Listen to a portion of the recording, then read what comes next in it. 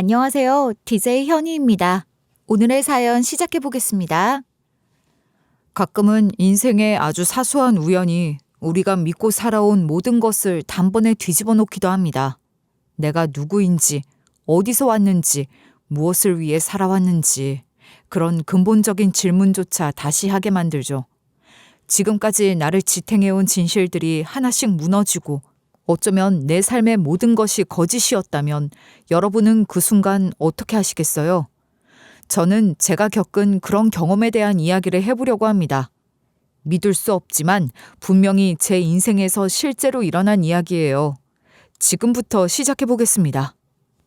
어릴 적 저희 가족은 늘 빠듯하고 조용한 전쟁 속에서 살고 있었어요. 저한텐 2살 많은 형이 있었고 형은 선천적인 심장병을 앓고 있었어요. 병원비, 약값, 치료비, 거기에 갑작스러운 입원과 응급수술까지 그 모든 것들이 한 달 생활비를 아득히 초과하는 수준이었고 한숨 내쉬는 부모님을 보며 저도 집안 형편을 날로 체감하며 컸죠. 그래도 중학생 무렵까지만 해도 부모님 맞벌이로 겨우 버티며 살아가고 있었어요. 엄마는 삼각김밥을 하루에 수백, 수천 개씩 만드는 식품 공장에서 일했고 아빠는 건설 현장에서 일용직으로 일했어요. 한겨울에도 손톱이 얼도록 콘크리트를 섞던 아빠 손, 그리고 기름 냄새와 밀가루 반죽 냄새가 섞인 엄마의 작업복 냄새는 지금도 제 기억 속에 선명하게 남아있어요. 하지만 그렇게 겨우겨우 버티던 삶도 제가 고등학생이 되던 해 한순간에 무너지고 말았죠. 아빠가 지인의 부탁으로 빚보증을 섰다가 그 지인이 야반도주를 해버린 거예요. 요즘 세상에 그런 짓을 하는 얼빠진 인간이 어디 있어 진짜. 당신 하나 때문에 우리가 다 뿔뿔이 흩어지게 생겼어. 대체 왜 그랬어 왜? 잘못했어 여보. 내가 정말 잘못했어. 내가 니들 볼 면목이 없다. 애비가 돼서는. 빚은 눈덩이처럼 불어났고 부모님은 매달 쏟아지는 독촉장에 치이고 또 치였어요. 카드회사, 대부업체, 은행, 그 누구도 사정을 봐주지 않았고 결국 집까지 팔아야 했어요. 그렇게 저희 가족은 각자 흩어지게 됐어요. 형은 강원도 외가로 갔고 부모님은 빚을 피해 경상도 시골 먼 친척집으로 내려갔고 저는 혼자 서울에 남게 됐어요. 고등학교 1학년, 고장 17살이었는데 그 어린 나이에 고시원 한 칸을 겨우 얻어 스스로 살아야 했어요. 고등학교는 어찌어찌 겨우 다녔지만 매일 수업이 끝나면 바로 편의점으로, 식당으로, 새벽이면 신문 배달을 했어요. 겨울엔 신문 배달하다가 손이 얼고 여름엔 식당 뒷주방에서 땀에 쩔어 매일 유니폼이 눅눅했어요. 한 번은 야간 편의점 아르바이트 중에 갑자기 앞이 캄캄해지더니 그대로 쓰러진 적도 있었습니다. 정신을 차리고 보니 병원이었고 링거가 팔에 꽂혀 있었죠. 제가 왜 여기 있어요? 과로로 쓰러지셨어요. 당분간 푹 쉬셔야 해요. 학생이 이렇게까지 일하면 안 되죠. 그날 밤 텅 빈 병실에서 혼자 링걸 맞으며 누워 있었어요. 부모님은 멀리 있어서 올 수 없었고 누구에게 연락할 수도 없었어요. 혼자였어요. 며칠 뒤 이 사실을 뒤늦게 들은 엄마가 전화를 걸어왔어요. 형훈아, 병원에 실려갔다며 왜 말을 안 했어 엄마한테? 엄마, 별일 아니야. 그냥 잠깐 쓰러졌던 거야. 지금은 괜찮아. 어떻게 그걸 별일 아니라고 해. 엄마 아빠가 얼마나 미안했는지 알아? 엄마가 진짜 미안해. 그 전화 한 통에 눈물이 주르륵 흘러내렸어요. 엄마는 계속해서 미안하다는 말만 반복했고 저는 그 말을 들을수록 더 견디기 힘들었어요. 하지만 저는 뿔뿔이 흩어져 사는 우리 가족을 제가 다시 모을 수 있다면 어떤 일이든 버틸 수 있다고 생각했어요. 그래서 고등학교는 간신히 졸업했지만 대학 진학은 엄두조차 내지 못하고 바로 일자리를 알아봤어요. 처음 취직한 곳은 서울 외곽의 한 공장이었어요. 매일 같은 시간에 출근해 기계 조립 라인 앞에 서는 일. 단순하지만 빠르고 정확해야 했고 조금만 흐트러지면 주임한테 욕을 먹었죠. 야, 손 놀리는 거 뭐야? 여기 공장 처음이야? 정신 똑바로 차려. 죄송합니다. 다시 하겠습니다. 그 말 매일 들었어. 이깟일 하는 놈들이야 넘쳐나거든. 똑바로 해라. 내가 너 지켜본다. 주간에는 공장에서 일하고 저녁엔 마트 배송 아르바이트를 했어요. 박스 짐을 들고 5층짜리 빌라를 계단으로 오르내리는 일도 서슴지 않았죠. 새벽엔 목욕탕 청소도 했어요. 물때 낀 바닥을 박박 밀면서도 이 돈으로 형 수술비를 보탤 수 있다면 하는 생각으로 견뎠어요. 다행히 형은 몇 년 뒤 다시 한번 큰 수술을 받았고 수술은 성공적으로 끝이 났어요. 형 인생의 마지막 수술이 될 거란 얘기를 들었을 땐 눈물이 다 나더라고요. 의사 선생님이 그러시더라. 이제 형은 평생 약은 먹어야 하지만 큰 고비 넘겼다고. 너무 다행이다. 엄마 진짜 너무 잘 됐어. 하지만 형은 여전히 몸이 약해서 일은 하지 못했고 부모님 2분도 빚을 갚느라 각자 열심히 살고 있었어요. 삶은 여전히 빠듯했고 매달 돈이 바닥을 드러내기 일쑤였죠. 아빠는 빚쟁이들을 피해 한 달에 1~2번 몰래 전화를 걸어왔어요. 우리 아들, 네 인생을 망친 것 같아서 너무 미안하다. 아빠가 한 짓이다. 아빠 그런 말 하지 마. 저 아빠 엄마 원망한 적 없어요. 아빠가 일부러 이런 일 만든 거 아니잖아. 어?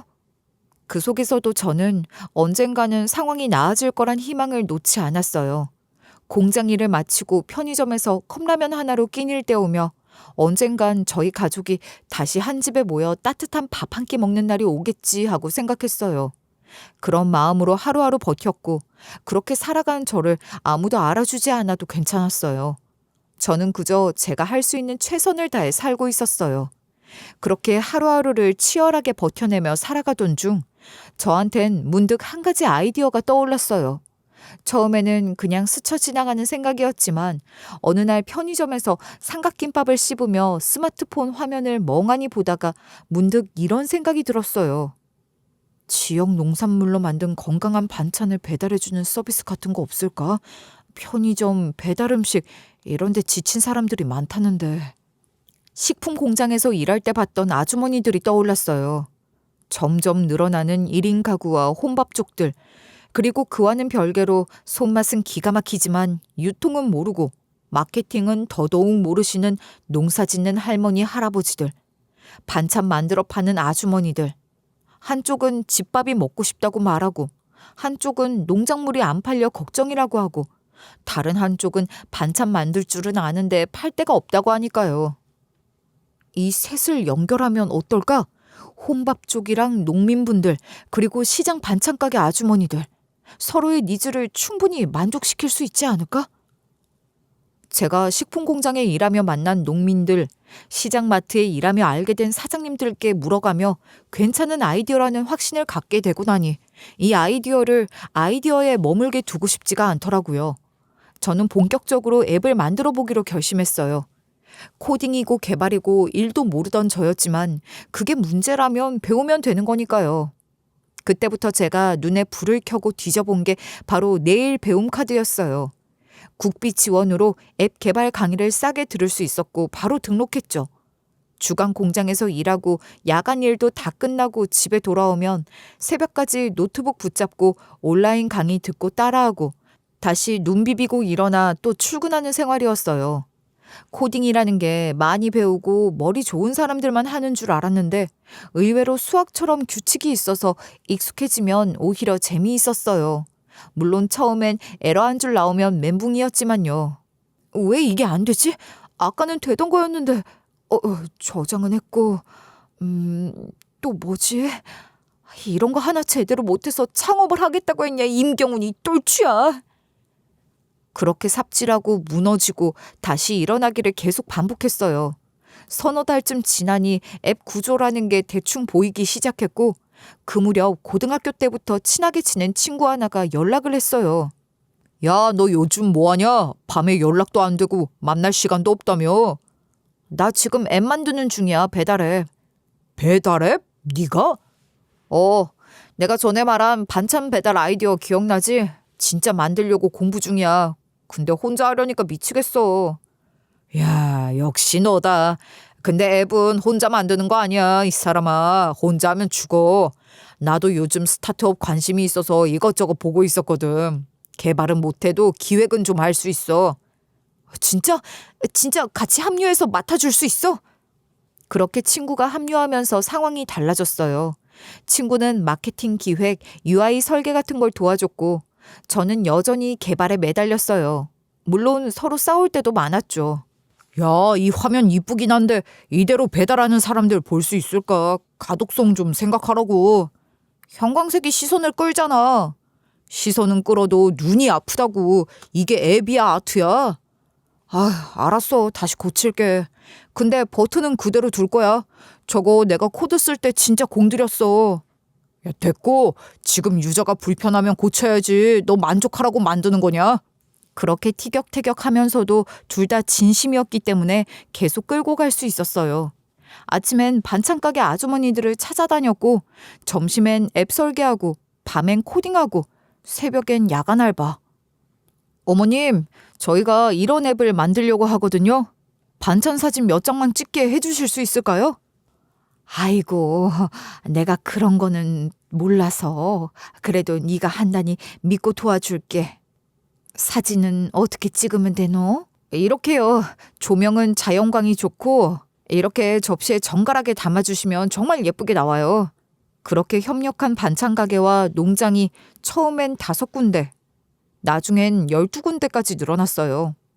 처음엔 다들 뭐 그런 걸 누가 시켜 먹냐고 했지만 시험 삼아 어플을 시연한 뒤 막상 고객이 붙고 주문이 들어오기 시작하자 다들 놀라기 시작했어요. 어머, 오늘도 2건이나 들어왔어. 서울 끝동네에서도 우리 미역줄기 볶음을 시킨단 말이야? 젊은 애가 그런 기특한 생각을 다 했어. 요새 젊은 사람들이 밥을 안 해 먹는다더니 진짜 잘 됐네. 저희 앱은 단순히 배달만 하는 시스템이 아니라 집밥 느낌을 살리기 위해 반찬마다 농장과 가게의 사장님들 얼굴이 담긴 스티커를 포장해 붙였어요. 이게 먹는 사람이 심리적으로 안정감을 느낀대. 이 반찬을 누가 만들었는지 보이면 더 신뢰하거든. 그럼 이름도 같이 넣자. 어때? 괜찮다. 야, 너 꽤 감성팔이도 잘한다. 이거 광고에 써먹자. 그렇게 시범 출시를 한 뒤 저희 앱은 본격적인 오픈을 앞두고 있었어요. 잘 되면 지역 확장까지 할 생각이었죠. 어머님, 요즘은 젊은 사람들 밥 안 해 먹어요. 어머님 반찬 맛있다는 소문만 나면 주문은 제가 책임질게요. 그냥 가게 오는 손님도 없는데 무슨 배달이야. 진짜예요. 요즘 다들 시켜 먹어요. 딱 2주만 해보시고 그때도 별로면 안 하셔도 돼요. 하루에 평균 3시간도 못 자고 움직였어요. 반찬 사진 정리하고 리뷰 댓글 모아서 수정하고 배달 경로 짜고 다음날 기사 스케줄 정리까지 혼자서 다 했어요. 친구는 앱 유지 보수랑 광고 기획 쪽 맡았고 저는 가게, 고객, 배송 다 총괄했어요. 머리가 복잡해 잠이 안 오는 날이면 집 근처 편의점 앞에 앉아 노트북 들고 앉아서 지도만 몇 시간을 봤어요. 이 거리엔 어느 아주머니 반찬을 넣을지, 기사들은 어디서 합류하게 할지, 그 동선 하나 차이로 하루 주문이 몇 건 더 들어올지가 갈리니까요. 중소기업청에서 주관하는 소상공인 경진대회에 저희 앱을 제출했는데 예상치도 못하게 수상까지 했고 출시만을 앞두고 있던 때였습니다. 어느 날 기존 반찬 가게 한 분한테 전화가 왔어요. 경훈 씨, 혹시 앱 바뀐 거예요? 새로운 담당자라며 어떤 젊은 사람이 와서 계약 얘기를 하던데. 새로운 담당자요? 저희 쪽 사람은 없는데요? 그 사람이 경훈 씨랑 같이 하던 분이라던데요? 심장이 내려앉는 기분이었어요. 뭔가 직감이 확 왔고 앱스토어에 이름을 검색하자마자 제 눈앞에 익숙한 인터페이스가 떴어요. 심지어 일부 설명은 제가 쓴 소개문 그대로였고 지도 구조, 리뷰 시스템, 가게 소개 방식 전부 제 앱과 똑같았어요. 그리고 그 앱을 기획한 사람이 바로 함께 일하던 그 친구였어요. 저희 쪽 농장주, 반찬 가게 사장님들과 기사들까지 하나둘 빠져나갔고 가게들도 낯선 계약서를 들고 이탈했어요. 제 손에 남은 건 빈 관리자 화면과 늘어나지 않는 주문 그래프뿐이었어요. 며칠 뒤 그 친구를 겨우겨우 만났어요. 전화를 안 받길래 직접 집 앞으로 찾아갔고 결국 마주 앉았죠. 너 진짜 이럴 수가 있어? 이 앱, 이 구조, 내가 얼마나 고생해서 만든 건지 몰라서 그래? 어떻게 이런 짓을 할 수가 있어? 내가 널 얼마나 믿었는데. 고생한 거 알지. 근데 경훈아, 아이디어는 공유된 개념이야. 누가 먼저 실행하고 누가 투자받고 누가 시스템화 하느냐가 문제지. 그리고 너 혼자 준비한 것처럼 말하면 나는 섭하지. 나도 같이 했잖아. 같이 했다고? 너는 내 노트북에서 설계 파일 다 복사해 갔잖아. 가게 명단, 기사 명단, 고객 DB까지 다. 이게 도둑이지 뭐야. 그거 증명할 수 있어? 네가 먼저 만들었다는 거, 코드 짠 거, 기획한 거 어디 공증이라도 해놨어? 너 지금 진심으로 이러는 거야? 어떻게 이런 짓을... 네가 그러고도 내 친구야? 그래, 미안하다. 미안한데 이제 끝났어. 너도 그만 포기해라. 너 나한테 어떻게 이래? 우리가 같이 컵라면 먹고 밤새 개발하고 그게 다 쇼였던 거야? 너 처음부터 이럴 작정이었냐? 경훈아, 세상은 결국 생존이야. 네가 뭘 위해 살든 결국 누가 먼저 올라가느냐가 중요해. 이번 기회에 인생 공부했다고 생각해라. 너 젊고 아이디어도 좋잖아. 그걸로 더 나은 애 만들어서 성공하면 되지. 안 그러냐? 화이팅! 결국 그 자리에서 저는 아무 말도 못하고 돌아섰어요. 그리고 그 후 모든 일이 눈사태처럼 무너졌어요. 그 친구가 제시받았던 투자 계약이 저희 앱 구조에 기반한 것이었기 때문에 저희 쪽은 겹치는 사업 리스크를 이유로 계약 철회 통보를 받았고 이미 들어갔던 자금은 그대로 묶이고 말았죠. 고소를 준비해보려고 했지만 변호사 사무실에서 돌아온 말은 똑같았어요. 직접적인 코드 복제 증거가 없고 기획서 자체가 공유된 상태였다면 증명은 어렵습니다. 상대가 법적 소유권을 주장할 가능성이 높아요.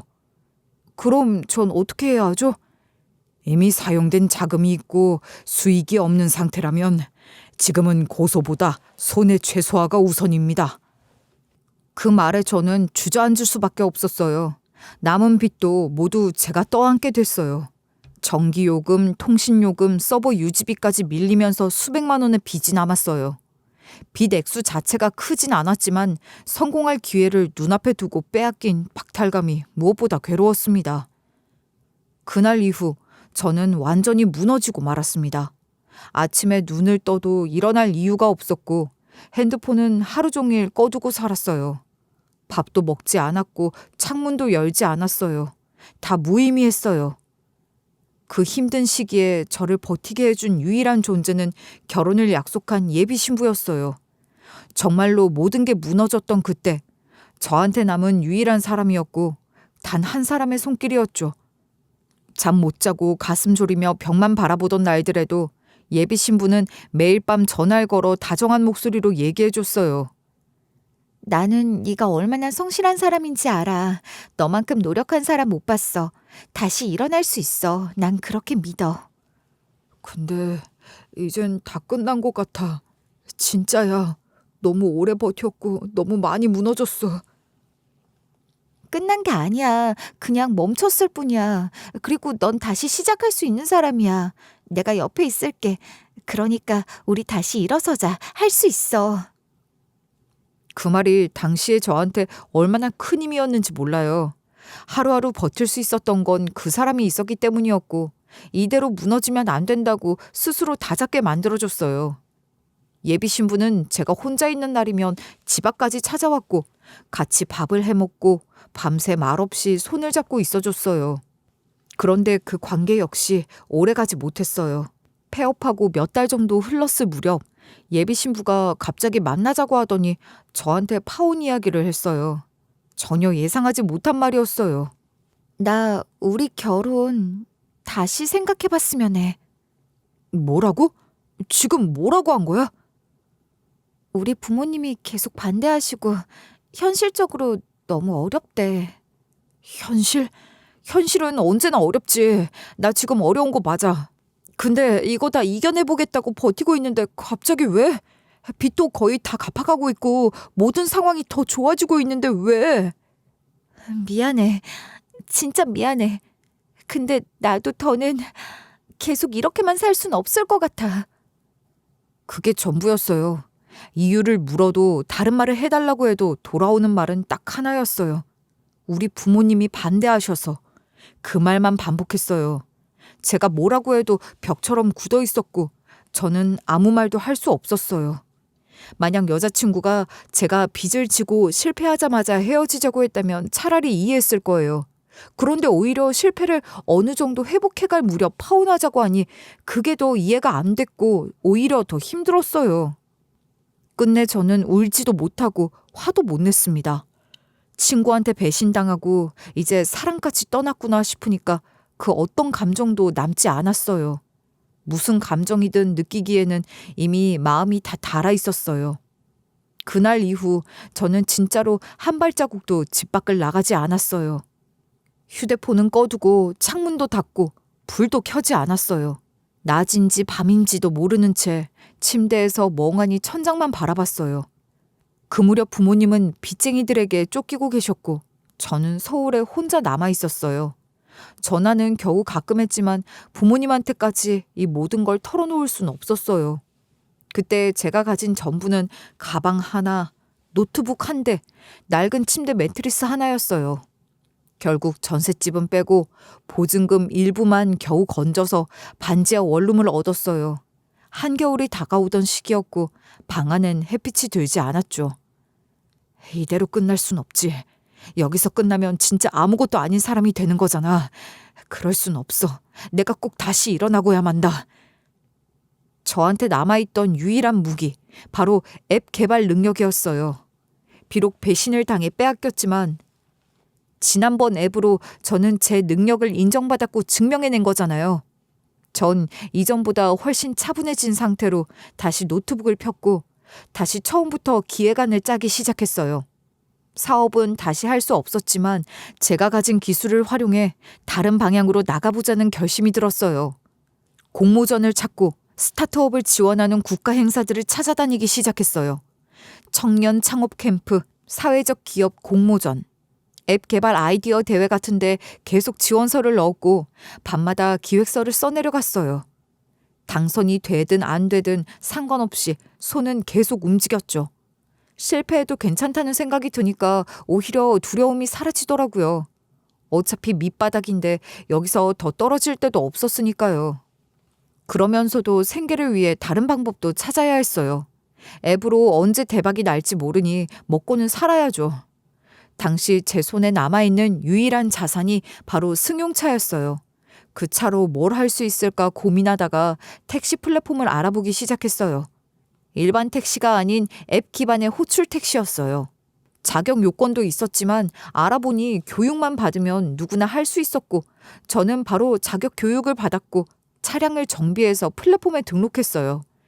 낮에는 앱 기획안을 짜고 새벽과 밤에는 핸들을 잡고 손님들을 태웠어요. 처음에는 길도 잘 모르고 길눈도 어두워서 내비게이션 소리에 의존했지만 어느새 서울의 골목길까지 익숙해졌어요. 택시기사님이 이렇게 젊으신 분은 처음 봐요. 원래 이런 일 하셨어요? 아니요, 원래는 앱 개발 쪽 일을 했었어요. 아니, 실은 지금도 하고 있어요. 근데 지금은 이것도 제 일이죠. 말씀하시는 거 보니까 똑똑하신데 잘 되실 거예요. 꼭 다시 성공하실 거예요. 그 말에 괜히 울컥했어요. 아무것도 모르는 타인인데도 제 상황을 응원해 준다는 게 얼마나 큰 위로가 되는지 몰랐어요. 그렇게 저는 다시 길 위에서 밤마다 삶을 이어나갔어요. 택시라는 좁은 공간 속에서 사람들과 부딪히고 그 속에서 다시 살아가는 법을 조금씩 익혀나가기 시작했어요.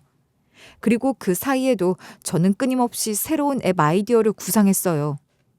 첫 도전을 뛰어넘는 앱을 만들고 싶었고 이번엔 절대 누구에게도 뺏기지 않겠다는 마음으로 철저히 자료를 정리하고 클라우드에 백업하고 디자인 소유권도 미리 등록해두기 시작했어요. 밤마다 앱 화면 하나하나를 그리고 택시 대기 중일 때도 휴대폰에 메모장을 켜 아이디어를 적어뒀어요. 그렇게 살아가던 어느 날 비가 억수같이 퍼붓던 밤이었어요. 하루 종일 운행하느라 온몸이 뻐근했고 이제 집에 들어가려던 참이었죠.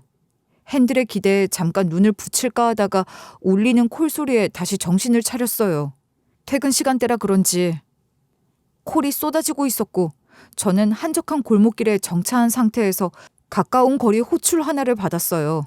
아무 생각 없이 출발을 누르고 도착지로 향하려는데 차에 타신 분을 보는 순간 뭔가 이상한 기분이 들었어요. 깔끔한 회색 치마 정장을 입으신 어르신이었고 말수는 적었지만 풍기는 분위기가 예사롭지 않았어요. 얼굴에 깊은 주름이 있었지만 눈빛은 선명했고 딱 봐도 뭔가 있는 사람처럼 느껴졌죠. 차에 타자마자 어르신은 손에 쥐고 있던 구겨진 쪽지 하나를 저한테 건네주셨어요. 기사 양반, 30년 만에 내 아들을 만나러 가는 길이네. 빨리 좀 가주시게. 30년 만에요? 그 말을 듣고 쪽지를 펼쳐봤는데 제 손끝이 얼어붙는 것 같았어요. 거기 적힌 주소가 바로 제 반지하 원룸 주소였거든요. 순간 잘못 본 건가 싶어 다시 확인했지만 틀림없었어요. 그 주소, 매일같이 문을 열고 닫는 그 낡은 철문 주소였어요. 어르신, 혹시 이 주소가 정말 맞으세요? 맞네. 저 주소가 틀림없어. 왜 그러나? 그 주소는요, 지금 제가 살고 있는 집인데요. 혹시 착오가 있으신 건 아닐까요? 뭐라고? 자네가 저기 산다고? 그 말을 듣자마자 어르신의 표정이 굳어졌고 눈빛이 달라졌어요. 그 눈에는 분명 뭔가 믿을 수 없는 사실을 마주한 듯한 충격이 담겨 있었어요. 비가 더 굵어졌고 와이퍼가 쉴 새 없이 움직이는 가운데 차는 천천히 골목길로 들어섰어요. 도착했을 땐 골목 가로등 불빛이 깜빡거리고 있었고 좁은 길 사이로 물이 흐르듯 내려가고 있었습니다. 저희 집 근처에 도착했는데도 어르신은 차에서 내리지 않고 가만히 제 얼굴을 들여다보더니 갑자기 손을 들어 제 볼을 쓰다듬으셨어요. 그래, 맞구나. 이 눈, 이 코, 도현이 맞구나. 내 아들 도현이. 도현이요? 저 잘못 보신 거 아닐까요, 어르신? 저는 그런 사람이 아닙니다. 어르신은 말없이 제 얼굴을 더 자세히 들여다보다가 떨리는 손으로 품속을 뒤적이기 시작했어요. 그러고는 종이뭉치 하나를 꺼내 제게 내밀었어요. 낡은 사진들과 문서였고 빗방울이 창문을 두드리는 소리 사이로 어르신의 목소리가 들려왔어요. 아니다. 내가 어찌 내 아들을 못 알아보겠니? 잃어버린 내 아들이 틀림없다. 하지만 저는 고아가 아닌데요. 뭔가 착오가 있을 게야. 어릴 적 널 잃었다. 누군가 너를 데려가 협박 전화를 걸어왔고 나는 돈까지 줬어. 그땐 내가 겁이 나서 바로 신고를 못했지. 결국 뒤늦게 신고했지만 이미 너를 찾기엔 너무 늦었더구나. 이 못난 어미를 용서해다오. 그 말과 함께 내민 서류엔 실종신고 접수서와 경찰서 기록이 있었고 사진 속엔 분명 어린 시절의 제 얼굴이 있었어요. 아주 어릴 적이었지만 그 사진의 아이는 확실히 저였어요. 더 놀라운 건 가족 사진이었어요. 흐릿한 옛날 이나지 위, 사진 속 어른 중 한 명이 지금 제 앞에 있는 그 어르신과 똑같은 얼굴을 하고 있었어요. 머리가 멍해졌고 숨이 막히는 기분이 들었어요. 어르신의 말대로라면 저는 누군가에게 유괴당했던 아이였고 이 어르신이 제 어머니라는 이야기였어요. 하지만 그게 어떻게 한 번에 믿어지겠어요. 저는 고아로 자란 적도 없고 누가 절 키워줬는지 또렷하게 기억하는데 말이죠. 전 어릴 때 고아가 아니었어요. 저를 키워주신 분들도 있고요. 그 기억이 있는데요. 믿기 힘들겠지만 유전자 검사를 해보면 알 수 있지 않겠니? 내가 괜한 소리를 하는 게 아니라는 걸 증명할 수 있어. 저는 혼란스러웠지만 사진마저 확인한 이상 도저히 이 상황을 아무렇지 않게 넘길 수는 없었어요. 그렇게 저희는 유전자 검사를 받기로 했고 결과는 놀랍게도 일치였어요. 그분은 진짜로 제 어머니가 맞았습니다. 그 사실을 확인한 날 어르신, 아니 제 친어머니는 하염없이 눈물을 흘리며 제 손을 꼭 잡았어요. 이렇게라도 다시 만난 게 정말 꿈만 같다.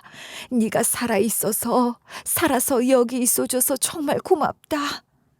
하지만 저는 아무 말도 할 수 없었어요. 그저 제 손을 감싸진 그분의 손을 가만히 바라봤어요.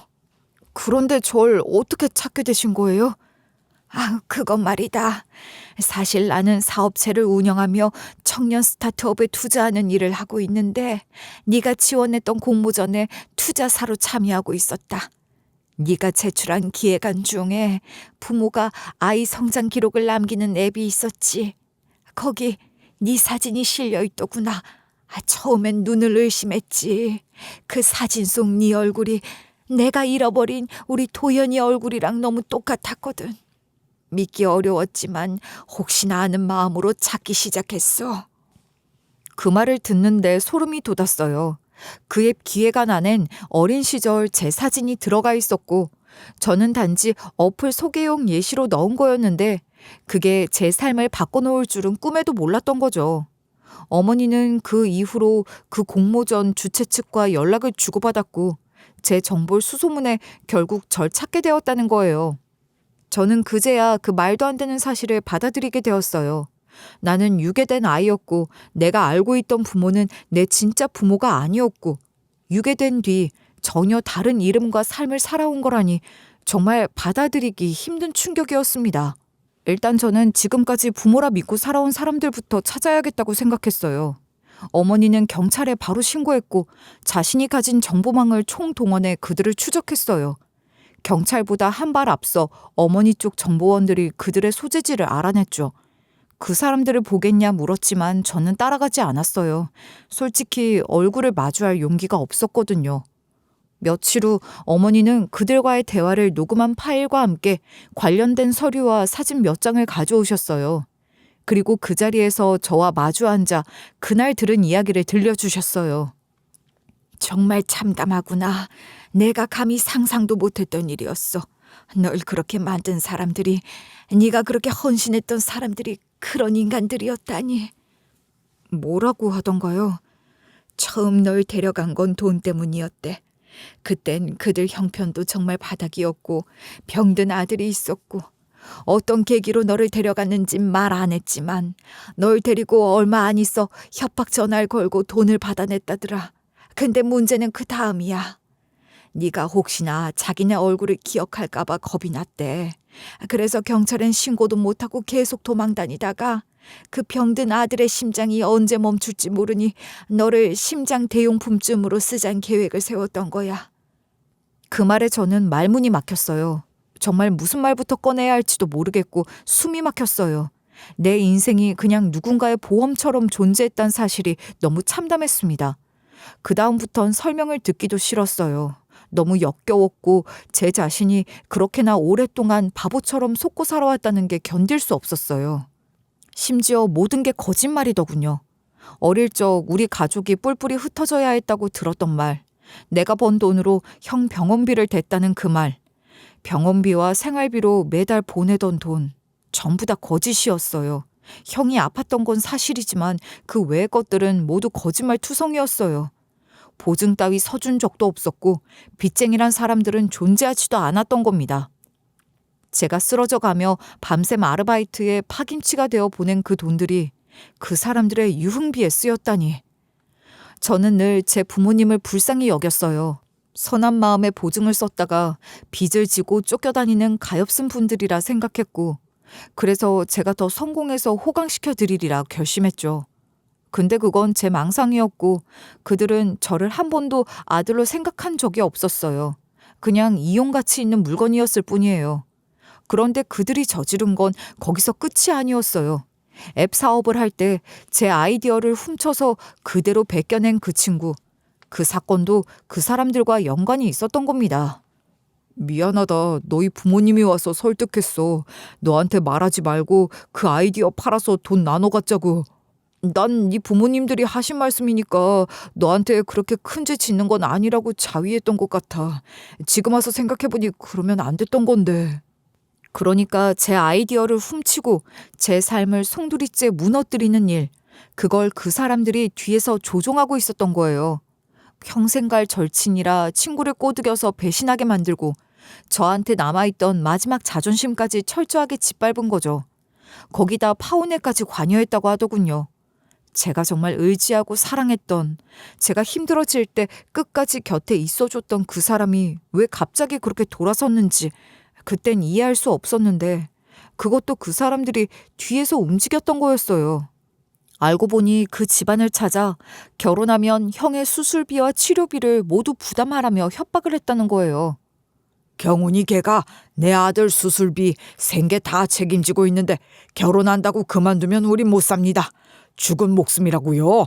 그러니까 우리 아들 수술비, 치료비 평생 감당할 생각 아니면 경훈이랑 결혼시킬 생각 하지도 마세요.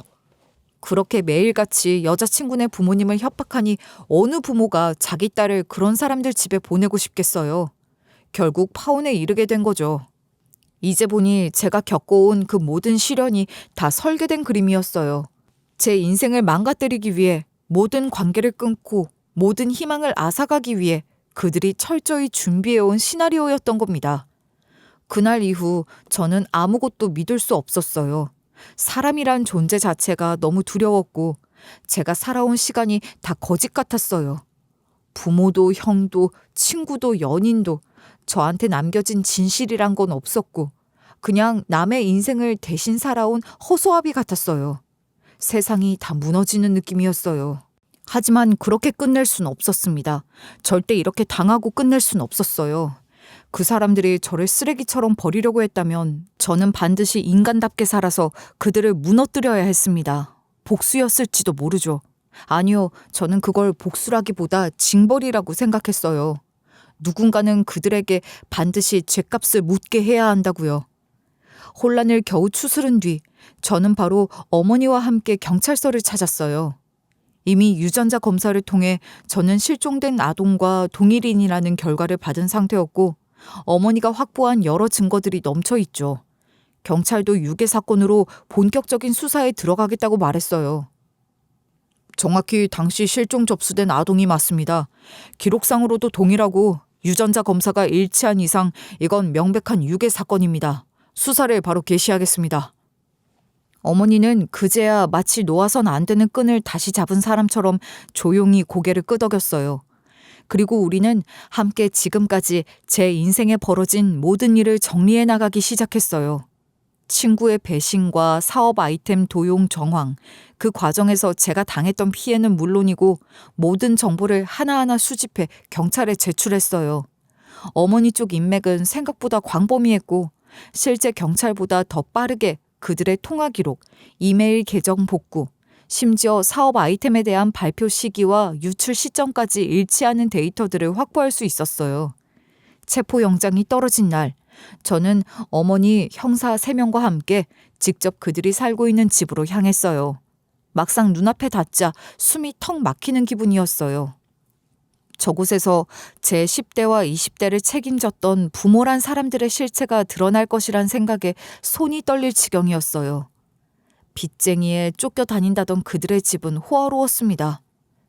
2 사람을 유괴 혐의로 체포합니다. 변호사를 선임할 권리가 있으며 지금부터 하시는 말씀은 모두 법적 증거로 사용될 수 있습니다. 아니 잠깐만요. 전 진짜 그게 무슨... 이게 대체 무슨 소리야? 유괴라니? 우리 아들이라니까. 우리가 얼마나 애지중지 키웠는데. 형사들이 들어와 집안을 수색하기 시작했고 저는 문 앞에서 그 광경을 조용히 지켜봤어요.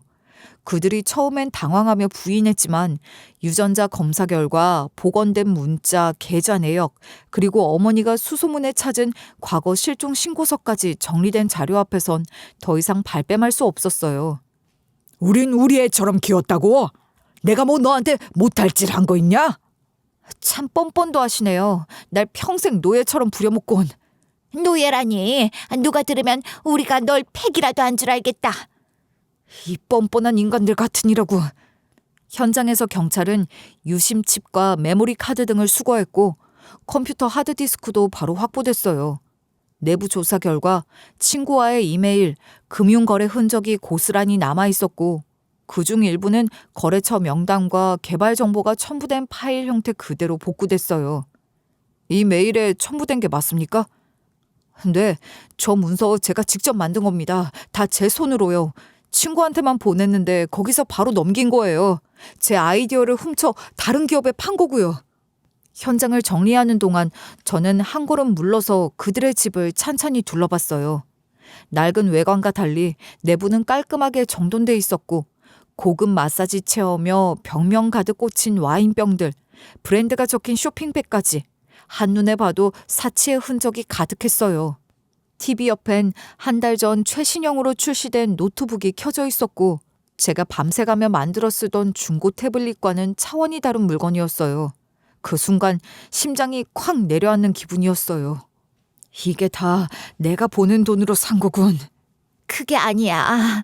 우리가 조금은 썼지만 너 위해 모으기도 했어. 저 위에요? 저 아플 때 병원 한번 못 오신 분들이 저 위에 모았다고요?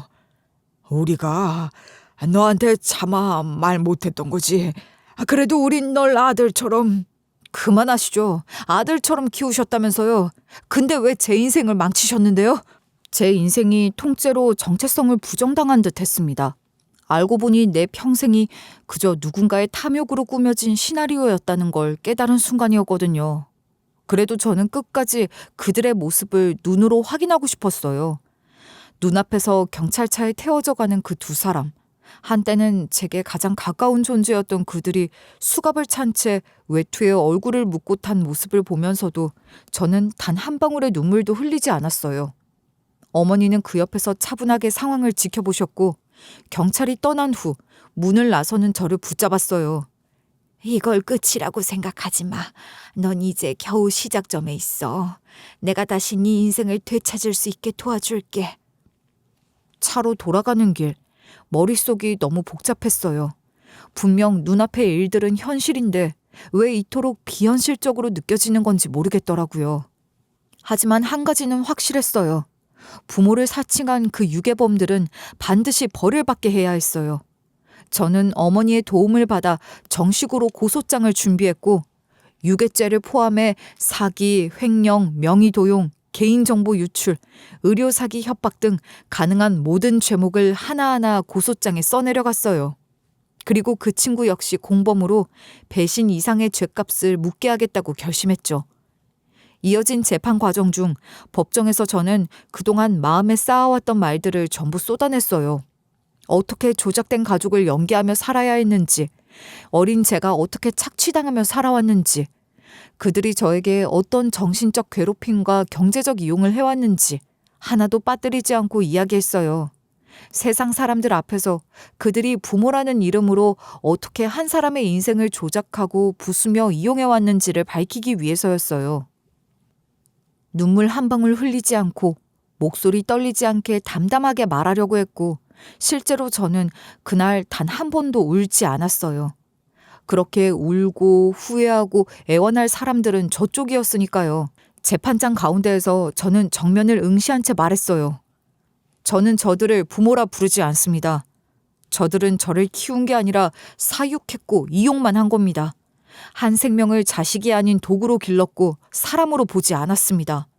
저는 살아있는 돈벌이 수단이었고 저들이 한 행동은 양육이 아닌 감금과 조종, 경제적 갈취였어요. 그 순간 재판장에 정적이 흘렀고 판사와 배심원단까지 눈빛이 바뀌는 게 느껴졌어요. 피고석에 앉은 그들은 고개를 숙인 채 한마디도 하지 못했고 재판장에 앉은 검사 역시 조용히 서류를 넘기며 제 말을 뒷받침했어요. 피해자는 단순한 유괴 피해자가 아닙니다. 이 사건은 장기적 감금 및 사기, 그리고 고도로 계획된 인생 갈취 행위에 해당합니다. 피해자가 어린 시절부터 한 번도 본인의 삶을 선택해 본 적이 없이 조작된 신분으로 살아왔고 부모 행세를 하며 생활비를 갈취당했고 경제적 이익을 위해 이용당한 사건입니다. 하지만 피고인들도 30년간 피해자를 양육했습니다. 교육도 시켰고 사회생활도 가능하게 만들었으며 애정을 줬습니다. 변호인의 어이없는 변론에 판사는 단호하게 말을 잘랐어요. 양육이 아니라 붙잡고 이용했을 뿐입니다. 한 아이를 훔친 것도 모자라 그 생의 모든 방향을 조작하고 통제했습니다. 그것은 사랑이 아닌 소유욕이자 착취입니다. 그 말에 방청석 곳곳에서 숨을 삼키는 소리가 들렸고 피고인들은 그제야 고개를 들었지만 그 눈빛에는 반성보다 억울함이 가득했어요. 어차피 지금 이 상황에서도 자신들이 억울하다고 생각하겠죠. 세상이 오히려 이상한 거라고 본인들이 뭘 그리 잘못했냐며 끝까지 정신 승리할 사람들일 테니까요. 판결문이 낭독되기 직전 제가 마지막으로 다시 한번 발언을 요청했어요. 저는 단 한 번도 이 두 사람을 제 부모로 인정한 적이 없습니다. 저에게 그들은 가해자였습니다. 고등학생이 된 그 순간부터 제 인생의 모든 선택권이 없었어요. 돈을 버는 족족 그들에게 갖다 바쳐야 했고 지금까지 계속 그렇게 살아왔습니다. 저는 생명으로 태어났지만 살아있는 물건 취급받으며 성장했습니다. 그런 이들이 부모라는 이름을 가지는 건 분명 모욕입니다. 그 순간 판사는 조용히 고개를 끄덕였고 재판장은 곧 판결을 낭독했어요. 피고인 A 유죄. 유괴, 감금, 경제적 착취, 사기 공모, 협박, 개인정보 도용 모든 혐의가 인정되며 징역 20년을 선고합니다. 피고인 B 동일한 범죄 혐의 인정되며 징역 17년을 선고합니다. 두 사람은 말없이 고개를 떨구었고 법정 경위들이 구속 절차를 위해 그들을 일으켜 세웠어요. 갑작스레 그 여자가 제게 몸을 돌려 애원하듯 손을 뻗으며 말했어요. 정말 미안하다. 하지만 그땐 어쩔 수 없었어. 네 형을 생각해야지. 우리 애를 위해서 선택이 없었다. 그리고 우린 널 키우려고 했었어. 부탁이야, 선처 좀 해다오. 우리 인생이 모조리 망가지는 걸 원하니? 당신들이 망가졌다고요? 제 인생은요. 제가 겪은 30년은 대체 뭐였는데요. 당신들이 망가졌다면 저는 부서졌어요. 조각조각이요. 그럼 우리를 평생 감옥에 넣겠단 거냐? 그래도 밥도 먹여주고 학교도 보내줬는데. 감옥도 그 정도는 하죠. 밥 먹고 책도 읽고 운동도 할 수 있는 곳이니까. 그 논리면 감옥이 학교고 집이고 천국이네요. 그럼 두 분 다 거기서 죽을 때까지 지내세요.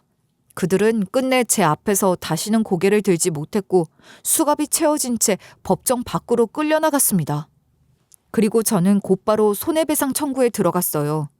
그들이 제 명의로 받아갔던 지원금과 생활비, 병원비, 각종 명목으로 탕진한 제 돈을 하나하나 계산해서 민사소송을 걸었고 변호사들과 함께 자료를 준비해 법원에 제출했어요. 재판부는 그 금액 전액에 대해 배상하라는 판결을 내렸고 저는 그들 명의로 되어 있던 재산을 경매에 넘기기 시작했어요. 가장 먼저 그들의 전셋집이었어요. 입구에 있던 고급 시계, 명품 가방, 안마의자, 벽걸이 TV, 제가 한 번도 가져보지 못했던 것들이 줄줄이 나왔고 이삿짐 센터 사람들이 짐을 정리하며 수군대는 소리가 들렸어요. 야, 여기 되게 좋은 집이었나 봐. 근데 다 정리하더라. 뭐 사기였대? 아니야, 유괴범이었대. 뉴스엔 안 나왔는데 동네 커뮤니티에선 이미 다 퍼졌대. 완전 난리 났다던데? 그 소리를 들으며 저는 그 집 앞에 잠시 서 있었어요. 과거에 제가 설거지하며 청소하며 심부름하며 벌어들인 돈으로 저들이 앉아 호의호식했겠죠. 역겨웠지만 그것도 이제 모두 끝이었어요. 그 집은 더 이상 존재하지 않았고 그들은 감옥 안에서 오랜 밤을 보내야 하는 신세가 되었으니까요. 저를 이용하고 인생 끝까지 뜯어먹으려 했던 인간들이 결국엔 그 뜯어먹은 이의 손에 법정에서 무너진 거였어요. 그들이 죗값을 치르기 시작하면서 제 인생은 아주 천천히 하지만 분명하게 새로운 궤도로 움직이기 시작했어요. 감옥에서 20년이라는 시간을 살아야 한다는 게 그들에겐 끔찍하고도 고통스러운 시간이겠지만 제게는 그저 제 시간을 되찾는 첫걸음에 불과했어요. 사실 저는 그들을 용서하고 싶은 마음도 잊고 싶은 마음도 없었어요. 그냥 끝났으면 좋겠다는 생각뿐이었어요.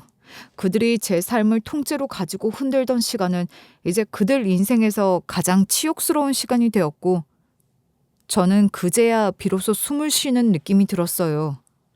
저는 가장 먼저 이름을 바꾸는 절차를 시작했어요. 세상에 등록되어 있던 제 이름은 그들이 붙여준 이름이었고 그들이 만들어낸 가짜 인생의 껍데기였죠. 그 이름을 부를 때마다 저를 조롱하고 이용하던 그 눈빛이 떠올랐고 그 이름으로 받은 상장이나 통장, 심지어 명함조차도 다 찢어버리고 싶었어요. 저는 법무사를 찾아가 정식으로 개명 신청서를 작성했고 가짜 부모 명의로 되어 있던 주민등록상 가족관계도 모두 말소했어요. 그리고 어머니와 조금씩 시간을 보내기 시작했어요. 처음엔 서먹했고 어색했어요. 어머니도 제게 다가오는 걸 무척 조심스러워 하셨어요. 갑자기 엄마라고 부르지도 못했고 어머니는 매번 한 걸음 물러선 채 저를 살피는 듯 했어요. 오늘은 뭐 먹고 싶니? 혹시 좋아하던 음식이 있었니? 기억은 잘 안 나요. 어릴 땐 그냥 밥만 먹어도 좋았거든요. 그랬구나. 그럼 천천히 생각나면 말해줘. 꼭 해줄게. 네가 좋아하는 거 많이 해주고 싶어. 그 말이 그렇게까지 따뜻하게 느껴질 줄은 몰랐어요. 저는 점점 제 안에 갇혀있던 어린 시절의 기억들을 하나씩 꺼내기 시작했어요. 어머니는 오래된 박스를 꺼내 제게 보여주셨어요. 그 안엔 제가 태어났을 때의 앨범, 어릴 때 그렸던 그림 등이 그대로 있었어요. 저는 액자에 걸려있던 어린 시절 제 사진을 오랫동안 바라보다가 말했어요. 이 아이가 진짜 저였던 거예요? 그래, 네가 2살 때 웃던 모습이야. 아직도 기억나. 저 작은 입으로 엄마라고 처음 불렀던 그 목소리. 그날 난 하루 종일 울었단다. 처음엔 믿기지 않았어요. 이 사진 속 아이가 정말 저라니. 너무 오래된 일 같고 너무 멀리 있는 사람 같았거든요. 그런데 점점 저는 그걸 받아들이기 시작했어요. 앨범 속 사진을 하나하나 넘기면서 저는 잃어버렸던 제 기억을 조금씩 다시 조립하는 느낌이었어요. 이름이 돌아왔고 제 방이 돌아왔고 어머니 품에 돌아왔죠. 새 집에서 저는 완전히 새로운 삶을 시작했어요. 예전부터 꿈꾸던 앱 개발 일을 본격적으로 시작했고 지금은 팀을 꾸려 다이어리 앱과 가족 찾기 앱 등을 동시에 개발하고 있어요. 특히 자녀의 어린 시절을 기록할 수 있는 다이어리 앱은 제가 어릴 적 기록을 잃어버렸기에 더 간절하게 만들고 싶었던 앱이에요. 이거 진짜 좋은 아이디어야. 특히 육아 초보 엄마들이 정말 좋아할 것 같아. 디지털 앨범에 음성까지 담을 수 있다니.